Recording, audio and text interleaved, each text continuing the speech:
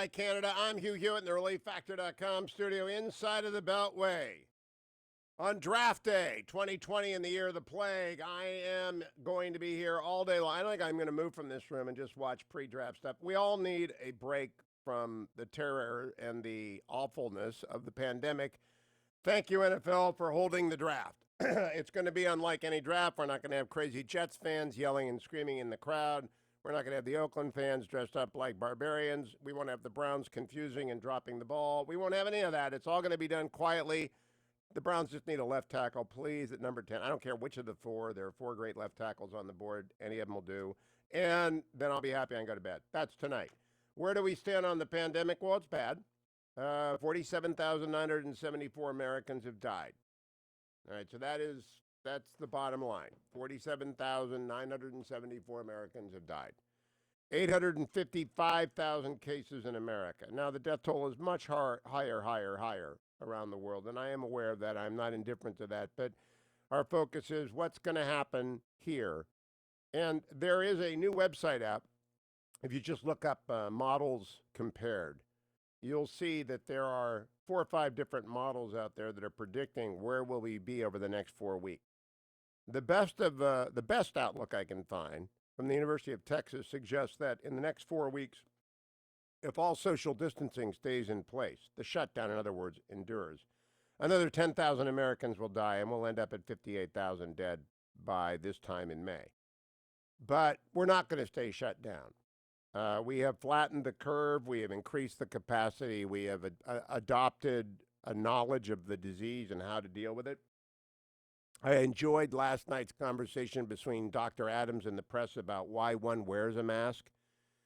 You wear a mask to protect other people, not yourself. The mask does not stop you from getting the virus. The virus can get in through your eyes, through your nose. If it gets on your skin and you touch your mouth, your nose, your face, and you haven't washed it, it will get into you. You'll get the virus. But if you've got the virus and you're not feeling sick, in other words, you're asymptomatic or pre-symptomatic, as one of the doctors said last night, and you're wearing a mask and you cough or you exhale, it is likely to be a barrier to some of the virus, not all of it.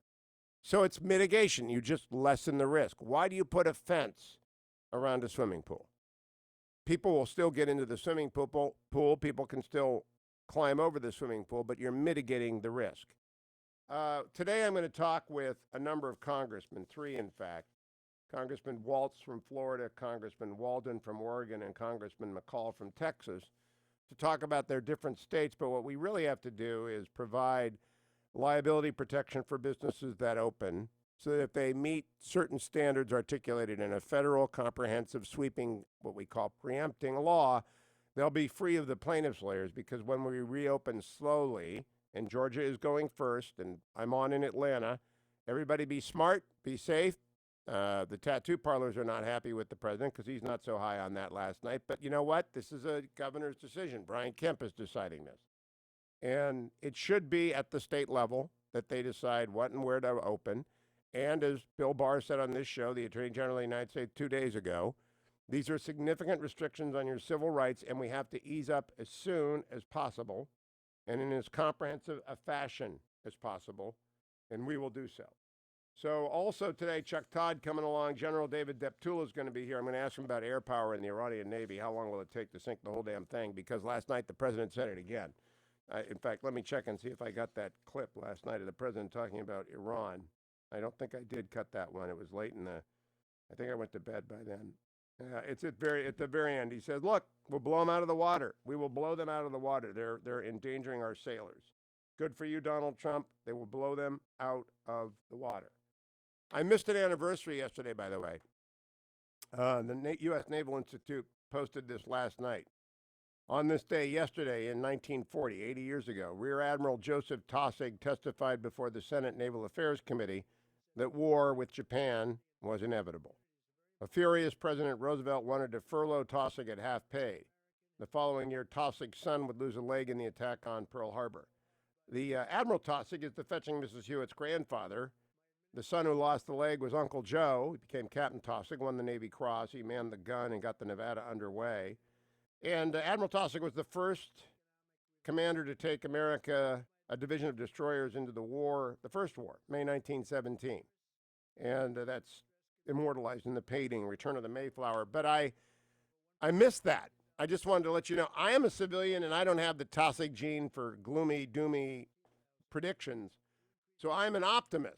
All the Taussigs are pessimists because, when you've got a grandfather who Betsy and her siblings are all very gloomy because your grandfather predicted the Japanese attack on Pearl Harbor. You tend to predict bad things. I predict good things. I think we're going to be fine as a country. I think we're going to bounce back. I am worried about one thing, but no one ever asked anybody this, so I'll explain it to you. I was on yesterday with Mike Gallagher, Seb Gorka, Dennis Prager, Larry Elder, and our weekly confab of the five of us. And I am by far the most cautious of the five. I am.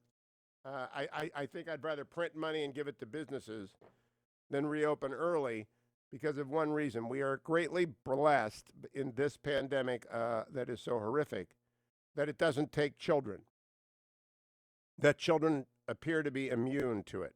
There may be some outlying cases where on the bell curve of young children who had some underlying health problems who have succumbed to the combination. But I haven't even seen any under the age of 15. None. Maybe they're out there. I haven't seen one. Thank God, right? Praise God that there are not vulnerabilities among children. But I am worried. The reason I am more cautious is I want to see science that tells us the virus is mutating like SARS and MERS did into a less virulent form. Or I want to see the arrival of a therapy that can combat it before I am eager for children to gather together. Because if it starts to kill children, the grief in this country would go off the scale. Imagine this. Imagine those 47,974 deaths being congregated among children. As it is, we have a problem of 28%. 28% of the deaths are in the black community.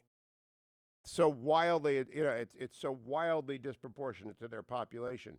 49% of the deaths are white, 4% are Asian, 15% are Latino. So whites are underrepresented, Latinos are underrepresented, blacks, 28% of them, of the victims are black. And so the African American community has got more to fear. And the reason is comorbidities, higher incidences of high blood pressure, obesity, heart disease, asthma, sickle cell anemia, of course, other things that combine to render the population weaker, and lack of access to health care. The generally poorer and generally underserved communities are more ravaged by this disease. And we've got to do it. If we just went to the old model of public health, which I've been advocating forever, I won't go on my rant. It's not about health insurance, about health care. Build public hospitals, make them available for people of lower incomes or no income. Let them have care. Expand the public health service, but don't leave the insurance system alone, but build public hospitals that are free and available to the underserved communities of color and economic disability, and we'll be fine. Now, Ashley Parker of the Washington Post yesterday asked an important question of Anthony Fauci. She asked, is it safe for health officials to speak openly? Cut number 26. Do you feel like public health experts feel they are able to speak publicly or to speak out in opposition to things? Yeah. So you don't feel like there's any concern among people at the NIH right now or in the public health community? At the NIH, absolutely not.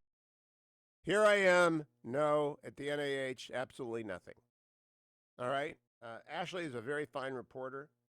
What I see there, though, is a desire for controversy, which is not productive. What's going on in the market? Brought to you by Birch Gold. Remember, text my name, Hugh, H-U-G-H, to 474747. You need to rebalance your retirement portfolio. You need to get into precious metals. Text my name, Hugh, to 474747. Or visit birchgold.com. They'll send you free information. Everything is green. Japan was up 1.5 points overnight. Hong Kong up 1/3 of a point.